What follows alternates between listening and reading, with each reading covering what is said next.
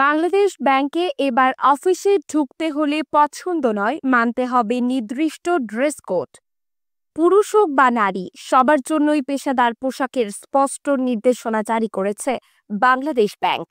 কি আছে সেই নির্দেশনায়, আর কেনই বা এমন পদক্ষেপ? চলুন শুনে নিন। 21শে জুলাই বাংলাদেশ ব্যাংকের মানব সম্পদ বিভাগ 2 থেকে একটি অফিসিয়াল নির্দেশনা জারি হয়, যা মূলত পরামর্শমূলক। কিন্তু সেই পরামর্শে আছে কড়া পর্যবেক্ষণ ও শৃঙ্খলা রক্ষার ছাপ। নির্দেশনায় বলা হয়েছে, পুরুষ কর্মচারীদের পরতে হবে ফুল স্লিভ বা half sleeve formal shirt, formal pant এবং জুতা। জিন্স কিংবা গ্যাবার্ডিন প্যান্ট পরা যাবে না। 2, নারী কর্মচারীদের ক্ষেত্রে প্রাধান্য পাবে ওড়নাসহ শাড়ি বা সালোয়ার কামিজ। পোশাক হতে হবে পেশাদার রঙের সাদামাটা।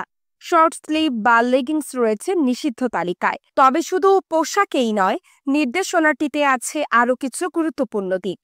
যৌন হয়রানি সংক্রান্ত অভিযোগ 30 কার্যদিবসের মধ্যে কমিটির কাছে পাঠাতে হবে।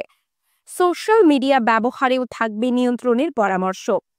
অফিসের সৌহার্দ্যপূর্ণ পরিবেশ বজায় রাখতে হবে, শিষ্টাচার ও দায়িত্বশীলতা যেন প্রকাশ পায় আচরণে। বাংলাদেশ ব্যাংকের মুখপাত্র আরিফ হোসেন খান বলেন, বয়স, রুচি আর ব্যক্তিগত অভ্যাসের কারণে অফিসে পোশাকে ভিন্নতা দেখা যায়। সেটা কখনো কখনো মানসিক দূরত্ব তৈরি করে সহকর্মীদের মধ্যে। তাই সবাই যেন সমভাবে গ্রহণযোগ্য পোশাক পরে, সেই উদ্দেশ্যেই এই পরামর্শ দেওয়া হয়েছে।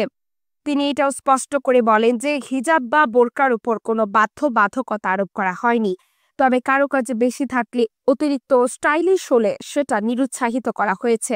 এমনকি নির্দেশনা বাস্তবায়নের জন্য প্রতিটি ইউনিটে একজন কর্মকর্তা পর্যবেক্ষকের দায়িত্ব পাবেন, যিনি নজর রাখবেন কে নির্দেশনা মানছে, কে মানছে না। প্রয়োজনে বিভাগীয় প্রধানকে জানিয়ে ব্যবস্থা নেওয়ার কথাও বলা হয়েছে। সততা, সৌজন্য ও শালীনতা ব্যাংকের এই নতুন নীতির মূল মন্ত্র। যদিও এটি বাধ্যতামূলক নয়, তবু কর্তৃপক্ষ আশাবাদী পোশাকের এমন গাইডলাইন সহকর্মীদের সম্পর্ক আরও সৌহার্দ্যপূর্ণ করে তুলবে।